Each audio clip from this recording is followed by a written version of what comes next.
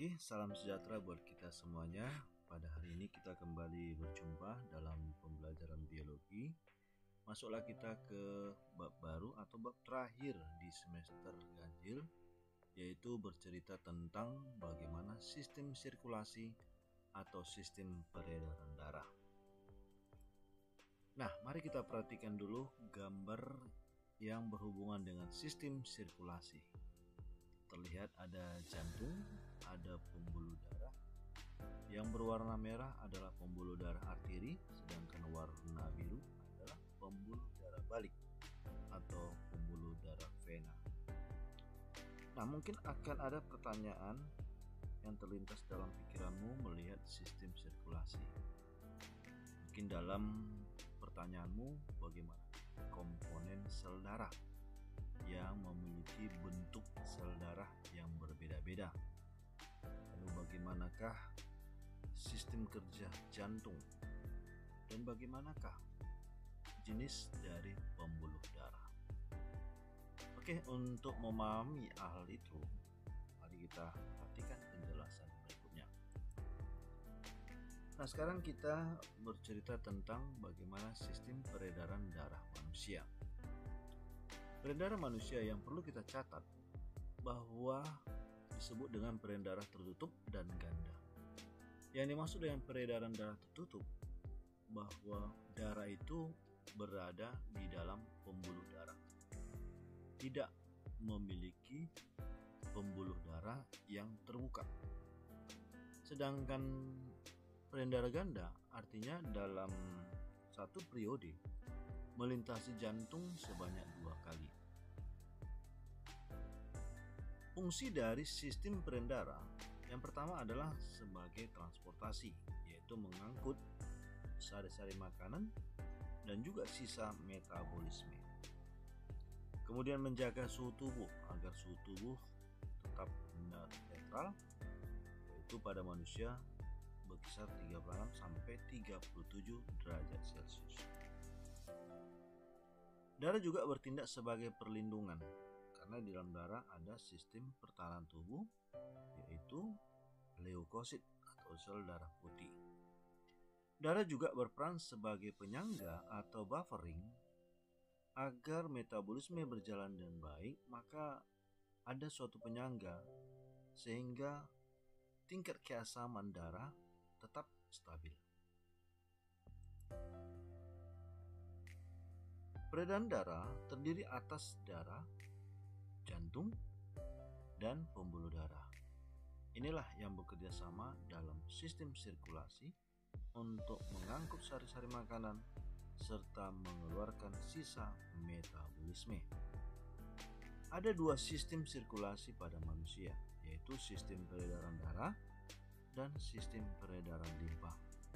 Peredaran darah yaitu mengalirkan darah, sedangkan peredaran limpa adalah mengalirkan cairan tubuh berupa sisa-sisa cairan yang berada atau yang berasal dari jaringan tubuh untuk dikembalikan ke jantung dan kembali lagi masuk ke peredaran darah.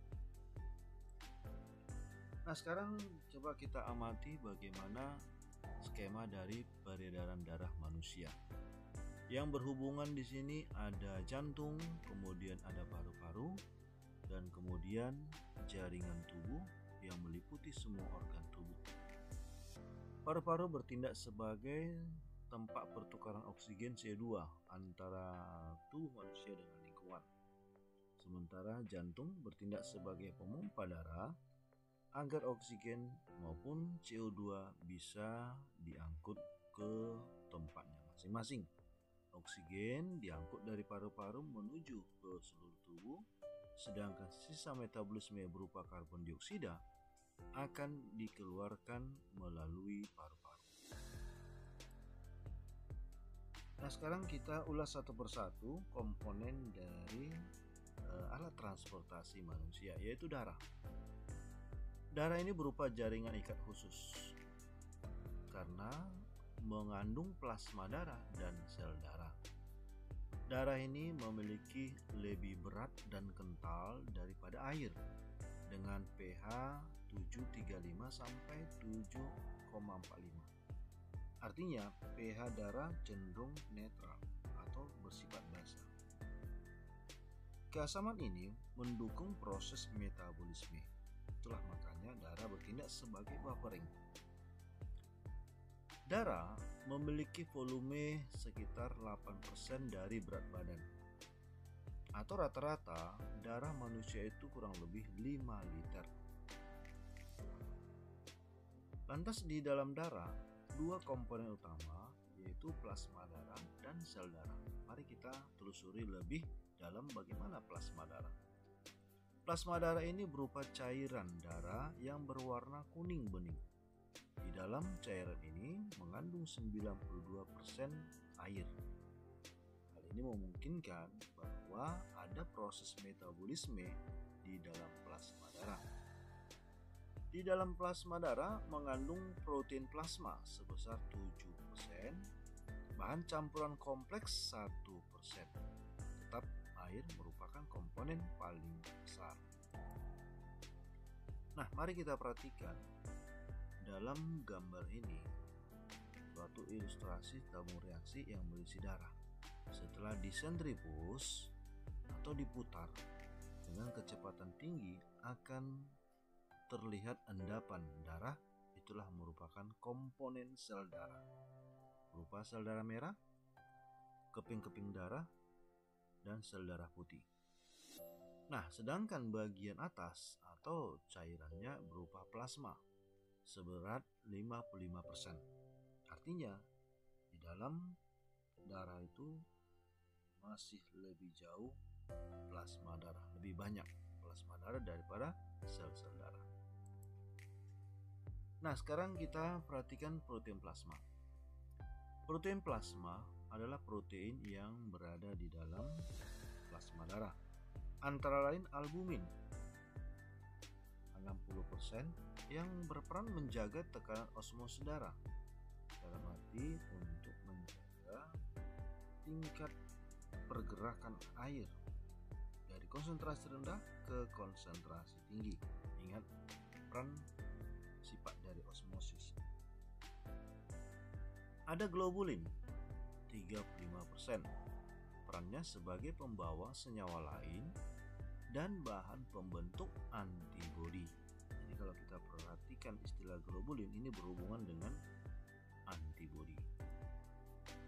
Lalu ada fibrinogen, kadarnya 5%, khusus untuk proses pembekuan darah. Berarti kesimpulannya yang paling besar adalah albumin, yaitu untuk menjaga tekanan osmosis darah. Kenapa? Karena osmosis ini sangat penting untuk berlangsungnya reaksi kimia atau metabolisme. Karena metabolisme sangat dipengaruhi oleh kadar air.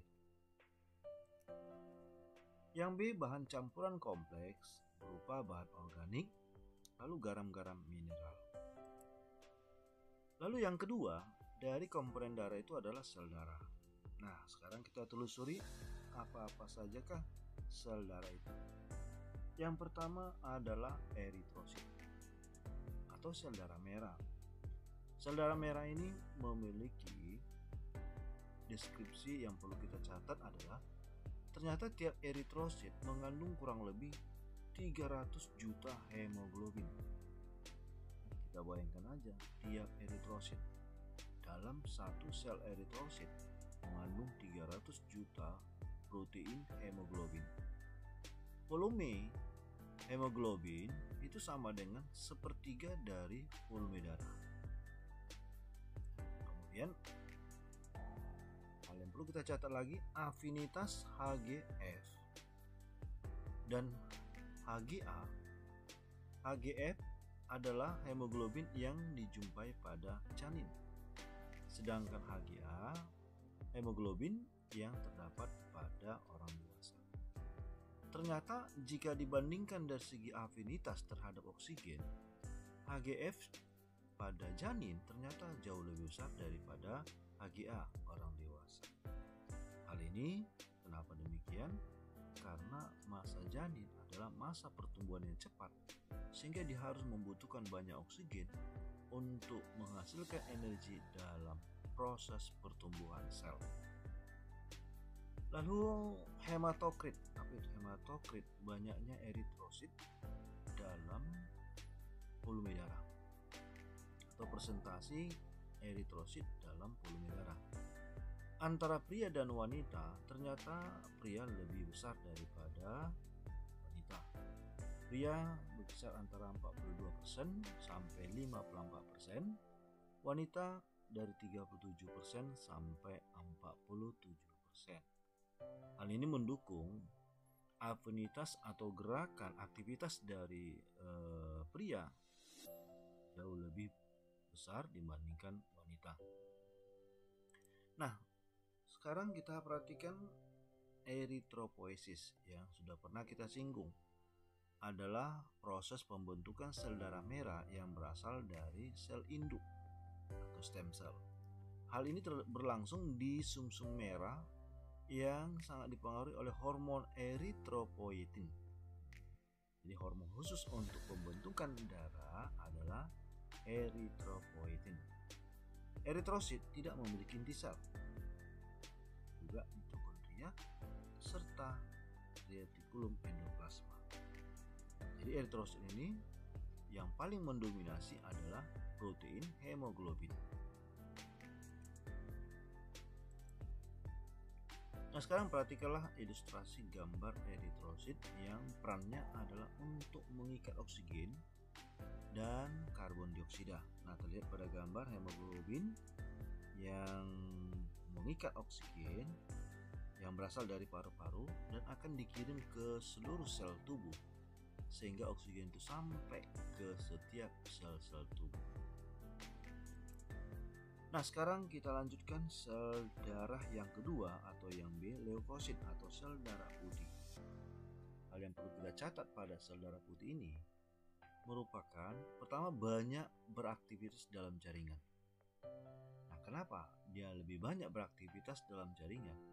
Ibaratnya leukosit ini adalah sistem pertahanan atau satpamnya tubuh yang ronda atau menelusuri bagian tubuh untuk memperhatikan adakah zat-zat asing, khususnya antigen, protein asing, atau patogen.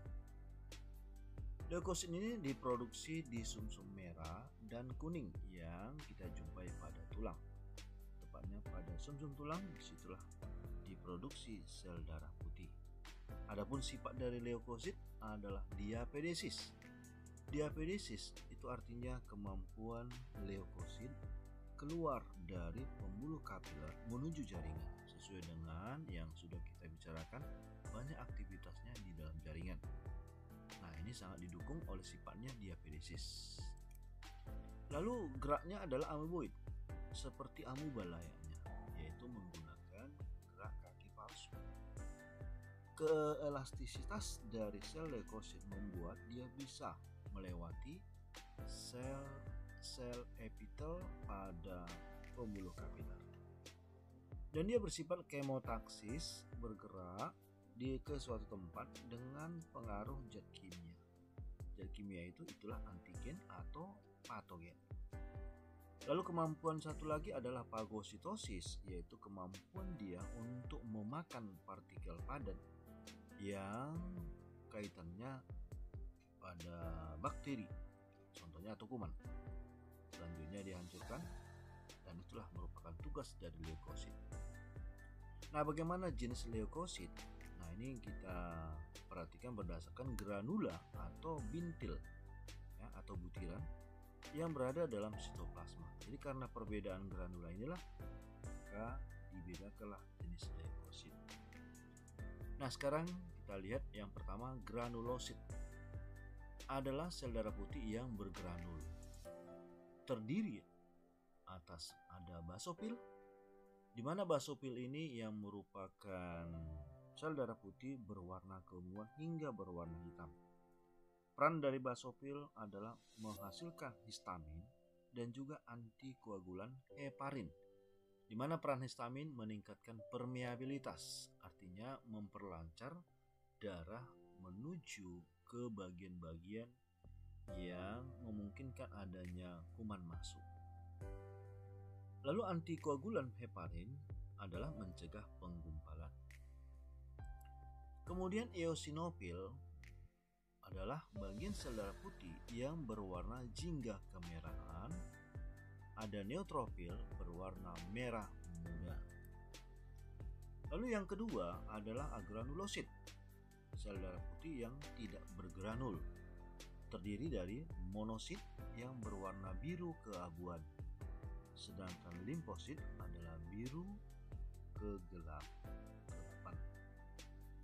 Nah, jadi ada dua kelompok besar sel darah putih, granulosit dan agranulosit. Pada umumnya, leukosit berperan sebagai fagostosis, namun tidak semuanya yang berperan sebagai fagostosis, yaitu limfosit. Dia tidak berperan sebagai fagositosis, melainkan khusus membentuk antibodi. Di dalam hal pertahanan tubuh, yang paling utama adalah limfosit. Nah, sekarang kita perhatikan gambar dari sel darah putih. Ada neutrofil. Nah, seperti inilah neutrofil yang mirip seperti intinya itu mirip kayak kincir angin. Eosinofil memiliki inti selnya yang memiliki dua lobus, sedangkan basofil yang memiliki inti hampir memiliki dua lobus, ya, tapi lebih dominan satu. Monosit ya bentuknya intinya lebih besar, sedangkan limfosit intinya bulat merata. Nah, inilah ragam atau variasi dari sel darah putih. Nah, yang ketiga atau yang C adalah keping darah atau trombosit. Keping darah ini tidak memiliki inti, berarti sama dengan eritrosit, sama-sama tak punya inti. Namun dia juga tidak berwarna. Kalau eritrosit berwarna merah, sedangkan keping darah tidak berwarna. Keping darah ini bergranula yang berperan untuk pembekuan darah. Nah, seperti inilah gambar dari trombosit. Hal yang perlu kita catat, keping darah ini berukuran kecil, memiliki bentuk yang tidak teratur dan tidak memiliki inti, berfungsi untuk proses pembekuan darah sehingga disebut sel darah pembeku. Nah, sekarang kita lihat perbandingan sel-sel darah. Di sini tabel yang membedakan adalah tempat produksi eritrosit di sumsum tulang, leukosit juga hal yang sama di sumsum tulang dan di buku limfa, trombosit pada sumsum tulang. Di pada umumnya pembentukan darah itu di sumsum tulang. Jumlah yang paling banyak ada pada jenis eritrosit. Makanya ketika pendarahan tampak berwarna merah karena didominasi oleh sel darah merah yang mencapai 5 juta butir sel darah setiap milimeter kubiknya. Dan yang paling sedikit adalah sel darah putih 7.000 per milimeter kubik. Nah, ukuran yang paling besar ada pada sel darah putih, itu bisa mencapai 9 mikrometer. Lalu urutan yang kedua adalah eritrosit dan yang paling kecil adalah trombosit. Bentuk dari ketiga jenis sel darah, eritrosit bulat pipih atau dikenal dengan bikonkap, dua sisi melekuk ke arah dalam atau mencekung. Sedangkan leukosit tidak beraturan, mirip seperti amuba, maka dikenal dengan amuboid. Trombosit tidak beraturan. Struktur eritrosit tanpa nukleus lalu disertai dengan hemoglobin. Leukosit ada nukleus tapi tanpa hemoglobin. Trombosit juga sama tanpa nukleus dan juga tanpa hemoglobin. Jadi kesimpulannya hemoglobin ada pada eritrosit. Fungsi dari masing-masing sel darah, eritrosit membawa oksigen dari paru-paru ke seluruh bagian tubuh dan dari bagian tubuh mengangkut karbon dioksida menuju ke paru-paru untuk dikeluarkan ke udara.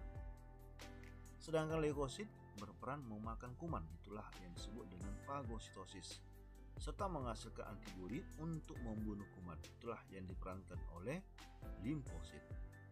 Sedangkan trombosit berperan dalam pembekuan darah.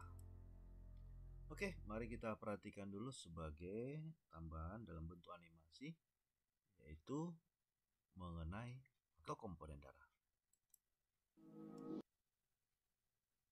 Pernahkah kita berpikir apa sebenarnya yang terkandung di dalam satu tetes darah kita? Jika kita telusuri, ternyata satu tetes darah kita mengandung beberapa komponen, yaitu plasma darah, sel darah merah, sel darah putih, dan keping darah. Plasma darah. Plasma darah merupakan jaringan ikat yang komposisinya berupa matriks cair. Di dalam plasma mengandung 92% air dan sisanya mengandung zat lain seperti nutrisi, sampah dan hormon, ion-ion, dan protein. Pada protein mengandung komponen seperti albumin, globulin, dan fibrinogen. Sedangkan serum darah yang kita kenal merupakan plasma darah yang fibrinogennya sudah dihilangkan. Sebagaimana kita ketahui, fibrinogen merupakan faktor yang berperan dalam proses pembekuan darah. Eritrosit. Setiap 1 mikroliter darah ternyata mengandung sekitar 5 juta sel darah merah atau yang dikenal sebagai eritrosit.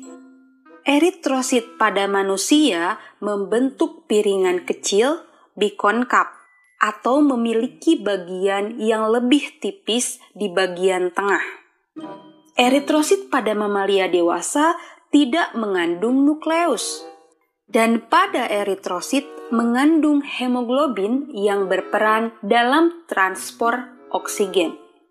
Pada vertebrata, hemoglobin hanya ditemukan pada eritrosit, sedangkan pada invertebrata, penghantaran oksigen tidak selalu oleh hemoglobin dan adanya pada plasma darah. Leukosit. Keberadaan leukosit atau sel darah putih kurang dari 1% sel yang ada di dalam darah manusia. Hanya terdapat 1 atau 2 leukosit untuk setiap 1000 eritrosit. Bayangkan, 1 leukosit 1000 eritrosit. Tapi secara ukuran, leukosit lebih besar daripada eritrosit dan memiliki nukleus. Tidak seperti eritrosit yang hanya ditemukan pada sistem sirkulasi, leukosit dapat ditemukan di luar sistem sirkulasi. Yaitu, mereka dapat berpatroli di dalam cairan interstisial dan sistem limpa. Leukosit terdapat beberapa variasi, dan variasi tersebut memiliki peran spesifik dalam pertahanan melawan mikroorganisme dan benda asing yang masuk ke dalam tubuh kita. Berdasarkan keberadaan granula di dalam sitoplasma, leukosit terbagi menjadi 2, yaitu granulosit atau leukosit yang memiliki granula, terdiri dari neutrofil, basofil, dan eosinofil. Dan agranulosit yang tidak memiliki granula, terdiri dari monosit dan limfosit. Dan pada manusia, neutrofil lah yang berukuran paling besar. Yang terakhir, trombosit. Yang harus diingat, trombosit ternyata bukanlah sel yang utuh, melainkan hanya fragmen sel yang diproduksi di dalam sumsum tulang. Dan tentu saja mereka tidak memiliki nukleus karena hanya berupa fragmen-fragmen sel. Trombosit mengandung protein aktin dan miosin. Mereka akan dikeluarkan sebagai respon ketika tubuh terluka dan berperan dalam proses pembekuan darah. Mengenai proses pembekuan darah akan dibahas di video selanjutnya. Oke, segitu aja video mengenai komponen darah. Demikianlah penjelasan tentang sistem peredaran darah manusia, khususnya bagaimana tentang komponen darah. Semoga penjelasan ini bisa berguna buat kita semuanya. Terima kasih.